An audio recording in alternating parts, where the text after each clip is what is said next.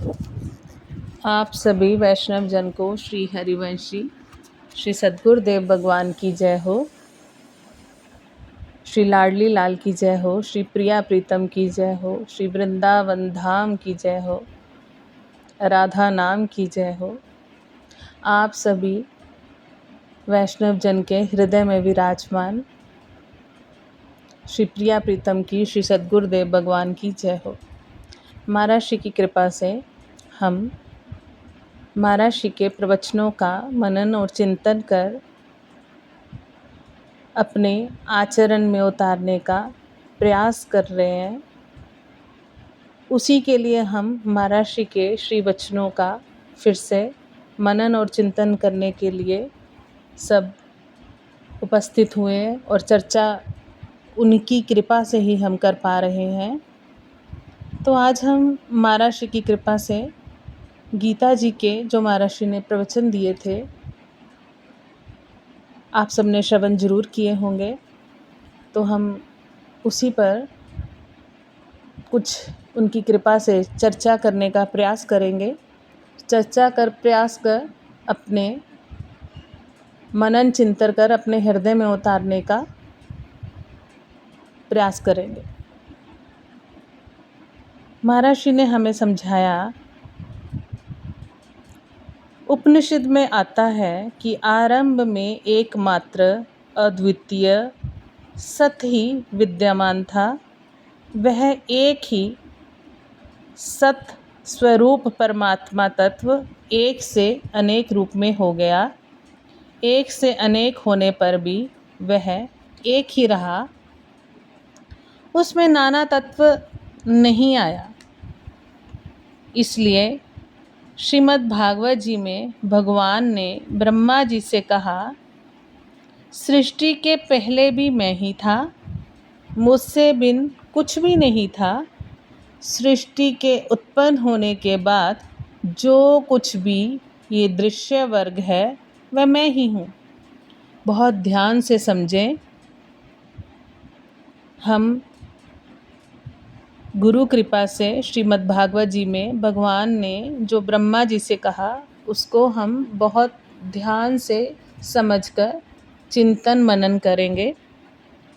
सृष्टि के पहले भी मैं ही था, मुझसे भिन्न कुछ भी नहीं था। सृष्टि के उत्पन्न होने के बाद जो कुछ भी ये दृश्य वर्ग है वह मैं ही हूँ। जो सत असत और उससे परे है वह सब भी मैं ही हूँ। सृष्टि के बाद भी मैं ही हूँ और इन सब का नाश हो जाने पर जो कुछ बाकी रहता है वह भी मैं ही हूँ।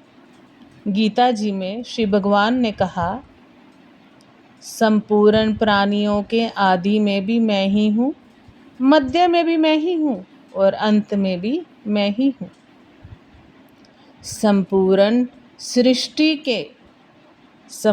सृष्टियों के आदि में भी मैं ही हूँ, मध्य में भी मैं ही हूँ और अंत में भी मैं ही हूँ। मेरे सिवाय इस जगत का दूसरा कोई किंचन मात्र भी कारण तथा कार्य नहीं है। महाराज जी हमें समझाते हैं कि सब कुछ परमात्मा ही है। सत और असत सब कुछ परमात्मा ही है। वह चर और अचर कोई प्राणी नहीं है जो श्री भगवान के बिना हो।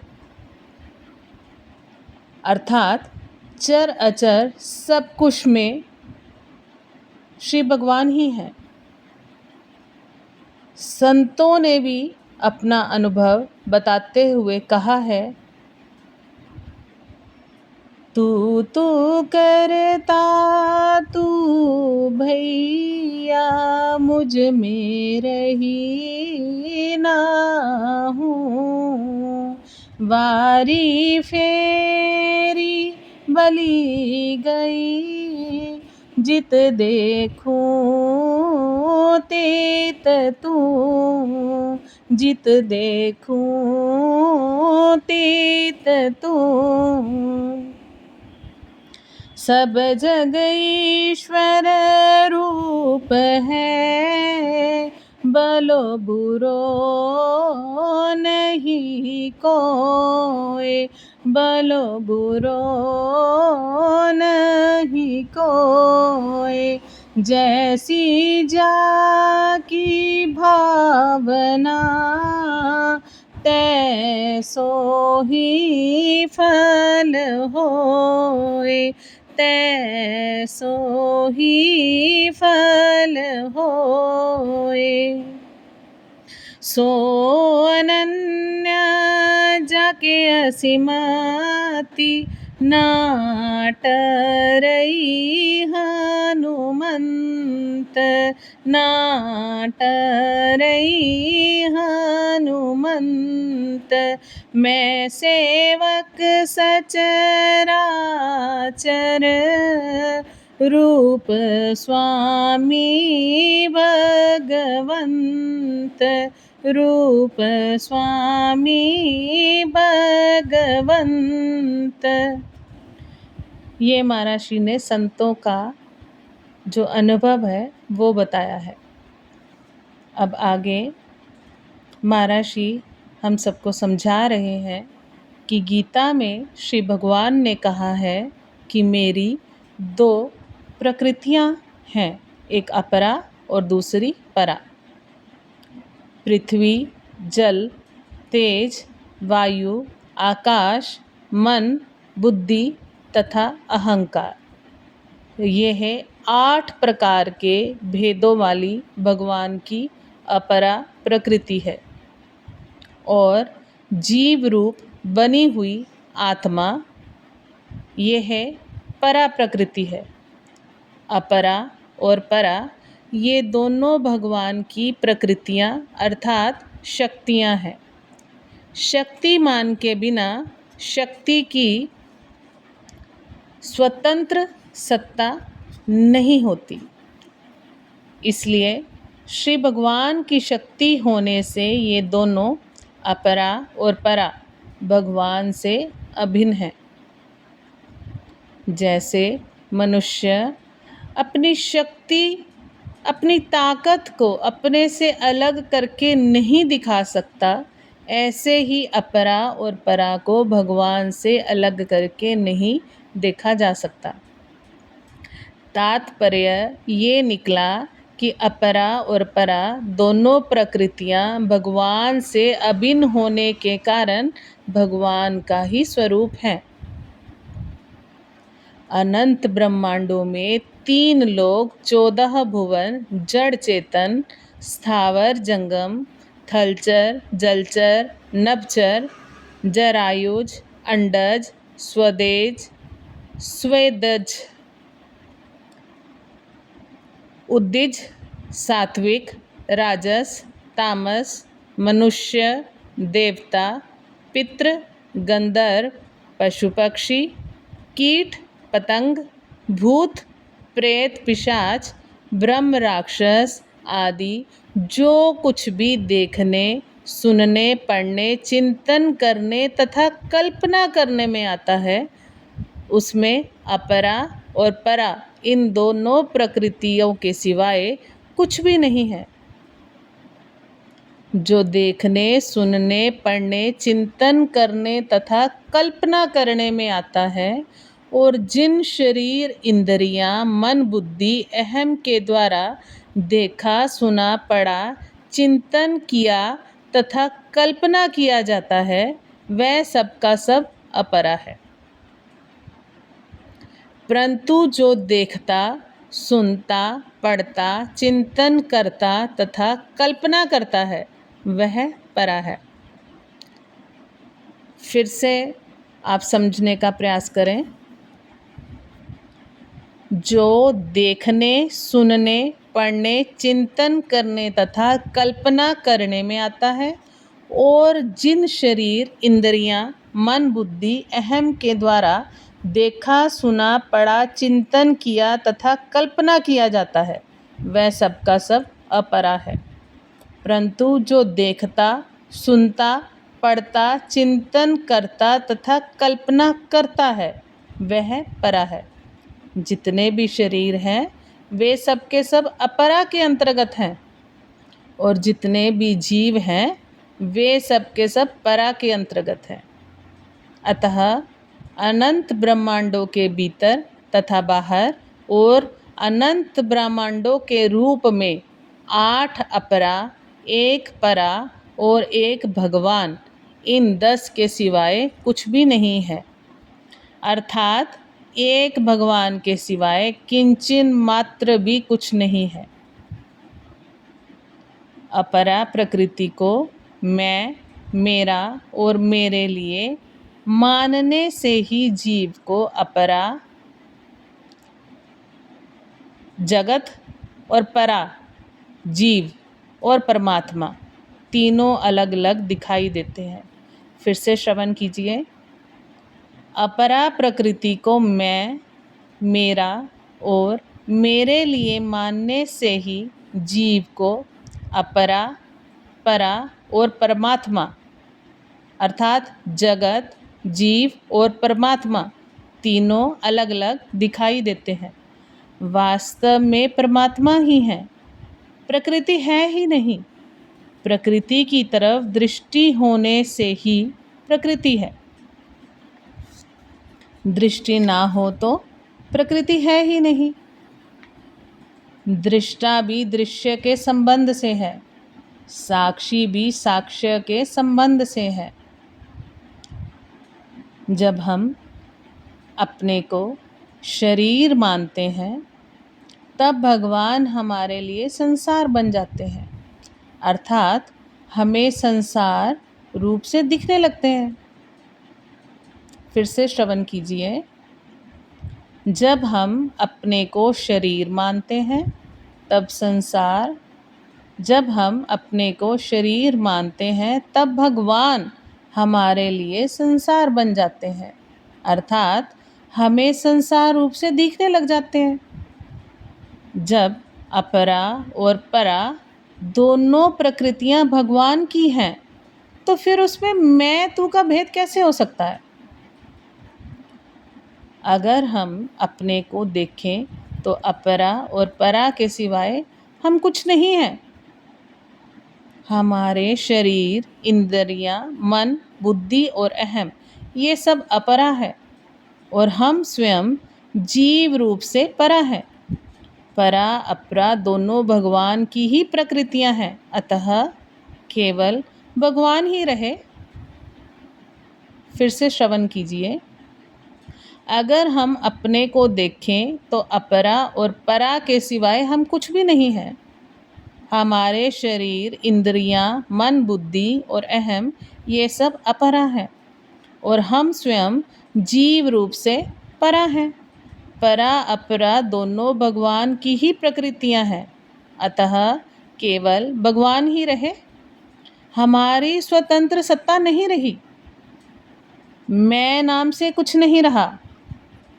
प्रकृति और प्रकृति वाला अर्थात शक्ति और शक्तिमान एक होते हुए भी दो हैं और दो होते हुए भी एक हैं।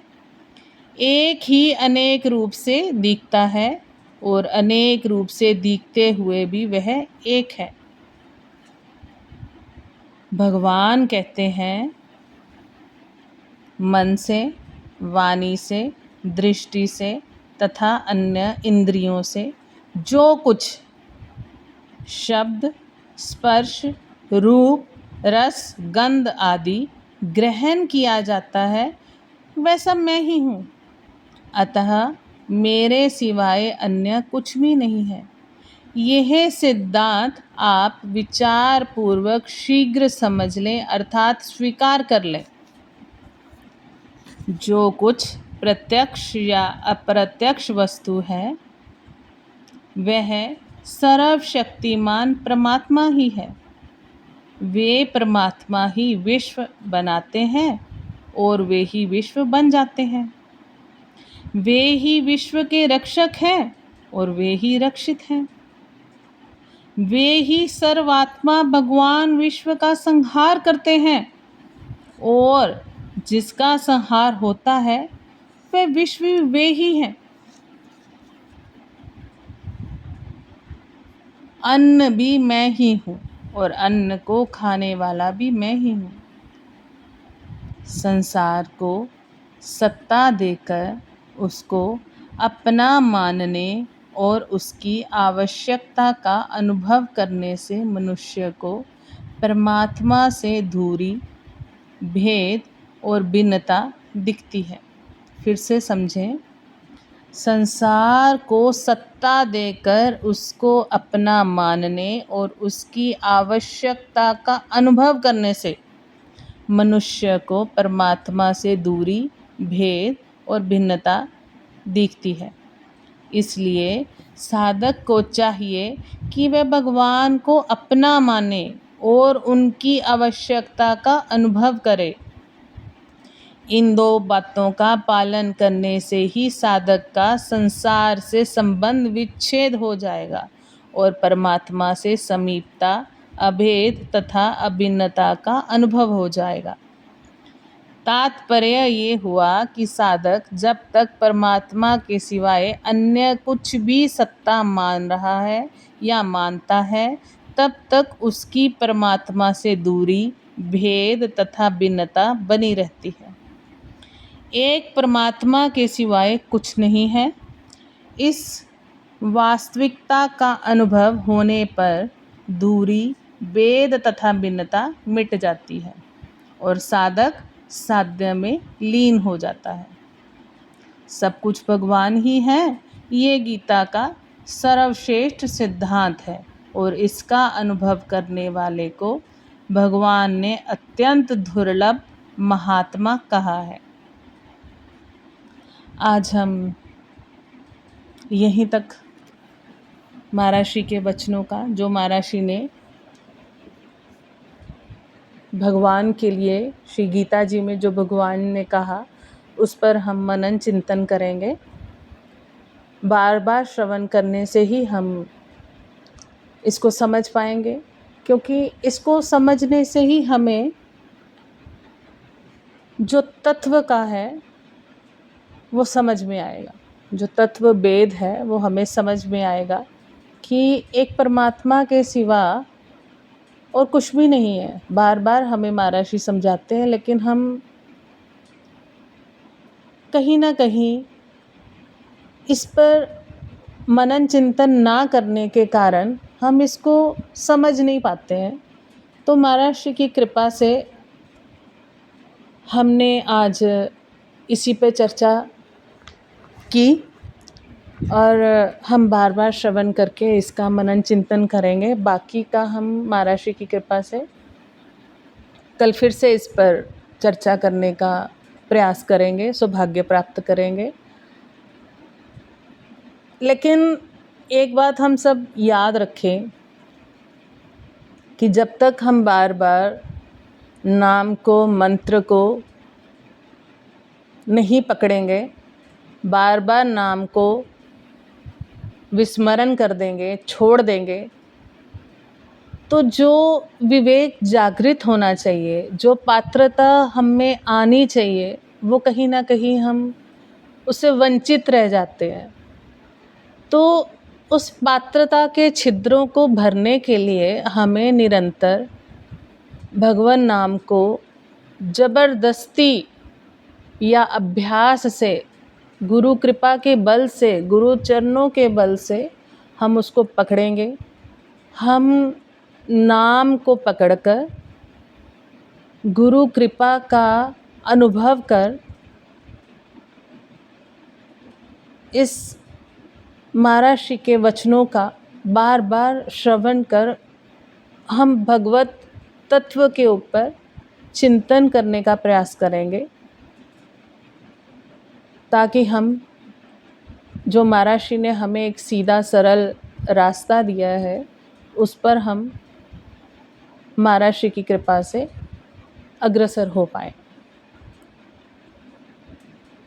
तो आप सभी के हृदय में विराजमान महर्षि को, हमारे श्री सद्गुरुदेव को, हमारे प्रिया प्रीतम को बारंबार दंडवत प्रणाम। कल हम यहीं से फिर से चर्चा आरंभ करने का प्रयास करेंगे। श्री सद्गुरुदेव भगवान की जय हो। श्री वृंदावन धाम की जय हो। नाम जू की जय हो। मंत्र जू की जय हो। आप सभी सखियों की जय हो। वृंदावन धाम की जय हो। जय जय श्री हरिवंश।